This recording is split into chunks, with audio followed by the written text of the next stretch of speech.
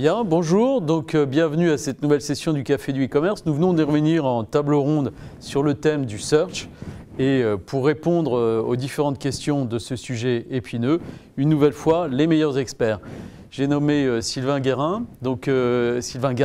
Sylvain, vous êtes le patron de la société La Revanche des sites. Merci d'être là, bonjour. Merci, bonjour. Chloé Bataille. Chloé, vous êtes responsable du trafic au sein de la société Top Office. Tout à fait. Ravi de vous avoir avec nous aujourd'hui. Nous avons également Michel Racah. Oui. Michel, vous êtes le patron de la société BizUp. Parfaitement.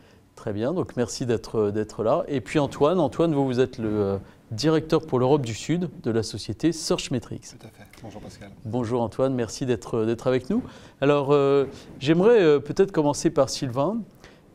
Sylvain, est-ce qu'on peut juste parler un petit peu de la place du référencement dans une stratégie de search? C'est vrai que lors de cette conférence, de cette table ronde, nous avons évoqué énormément le search. C'était le thème de notre rencontre, mais on se rend compte qu'il est présent sur tous les leviers, les différentes composantes du web aujourd'hui, en tout cas de la stratégie d'un site internet aujourd'hui. On a vu que le search, c'était le plus gros apporteur de trafic sur un site internet. On a vu que le search, c'était également maîtriser sa visibilité et sa vitrine. On a vu que le search avait différentes facettes, le SEO, le SEA, on en reparlera.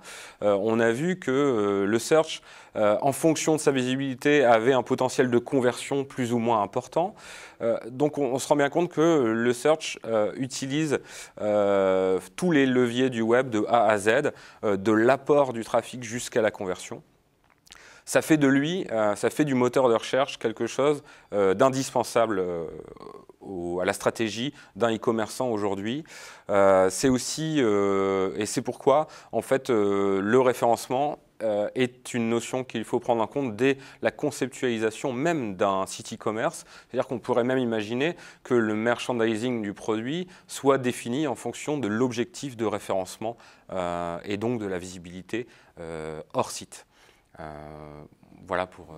Et donc ça fait clairement partie, évidemment, des objectifs premiers. Et c'est vrai qu'à partir de ce moment-là, quand on met en place la plateforme, dès le départ, il faut penser référencement, indexation. Alors, Chloé, je voudrais qu'on aborde juste un point qui est très important. Quand on parle de search, on pense à deux leviers principaux, que sont le search, le référencement naturel et le référencement payant. Comment est-ce qu'on concilie les deux chez Top Office ? Alors effectivement, c'est une problématique qui est hyper importante, notamment pour nous, e-commerçants. C'est vrai que combiner les deux, SEO et SEM, c'est vraiment un enjeu vraiment primordial en fait. Parce qu'on a vraiment une vision a priori plutôt antagoniste des deux leviers. À la fois le SEO qui lui est un levier finalement gratuit et donc on imagine extrêmement rentable. Et par rapport à lui, ou contrairement à lui, le SEM qui, lui, serait payant et donc, a priori, moins rentable. Or, finalement, on se rend compte que pour être présent dans les résultats de moteurs de recherche et véritablement donner une vision globale de toute son offre, combiner les deux, ça peut être une stratégie très héroïste. Si jamais on utilise le SEM sur, par exemple, du court terme ou sur des offres promotionnelles ou alors sur, par exemple, une partie de son offre ou une partie de sa gamme de produits sur lesquels il est plus difficile de travailler en SEO, qui est clairement un levier vraiment long terme qui demande de l'investissement. Ouais, donc non seulement c'est possible, mais c'est même conseillé. Et de plus en plus d'e-marchands comme Top Office font appel à ces deux leviers pour se compléter et finalement optimiser leur stratégie de search. Alors, Michel, ça fait partie de votre métier que d'optimiser cette stratégie. Il y a un point qui est important, dont vous pouvez peut-être nous parler, ce sont les différents canaux. Quelle est l'importance relative des canaux? Alors moi, j'ai trouvé magnifique à notre table ronde, finalement, toute la richesse de ces différents canaux. Ce que je retiens essentiellement, c'est la capacité d'évolution qu'a chaque e-commerçant pour arriver à gagner en maturité sur ces canaux. Il va pouvoir optimiser son référencement naturel, optimiser son référencement payant, optimiser son référencement sur les comparateurs, et même on a parlé du social, où là il y a des marges de progression actuelles à gagner, et peut-être même dans le futur. Ce que je pense très important, quoi qu'il en soit, c'est de ne pas perdre de vue les internautes.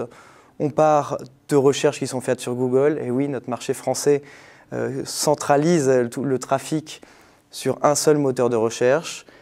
Il faut apprendre à regarder, observer les résultats, capter les internautes, se référencer sur les bons sites, pas oublier une partie du trafic.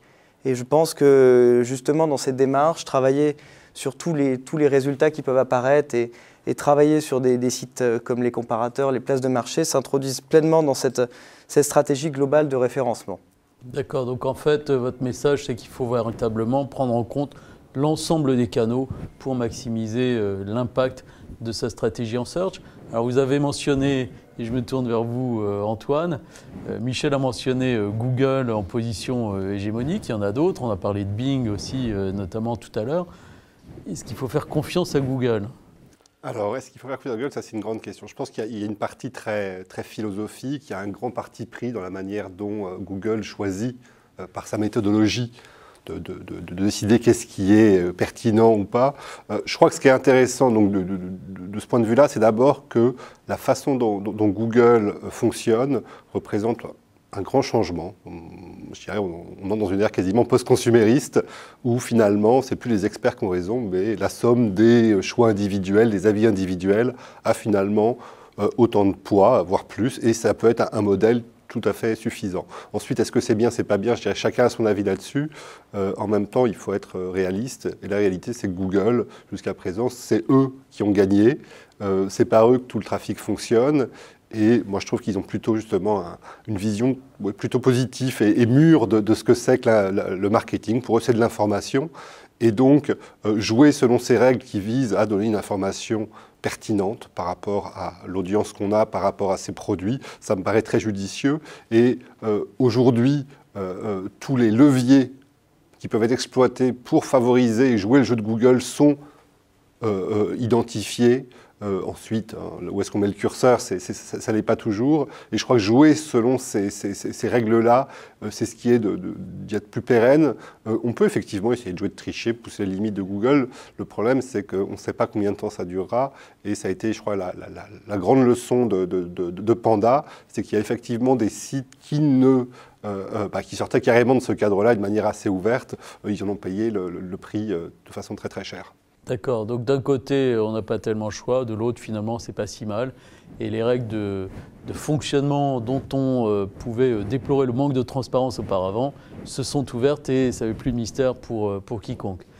Bien, en tout cas, merci mille fois pour avoir participé à cette table ronde aujourd'hui et à très bientôt pour un prochain café du e-commerce.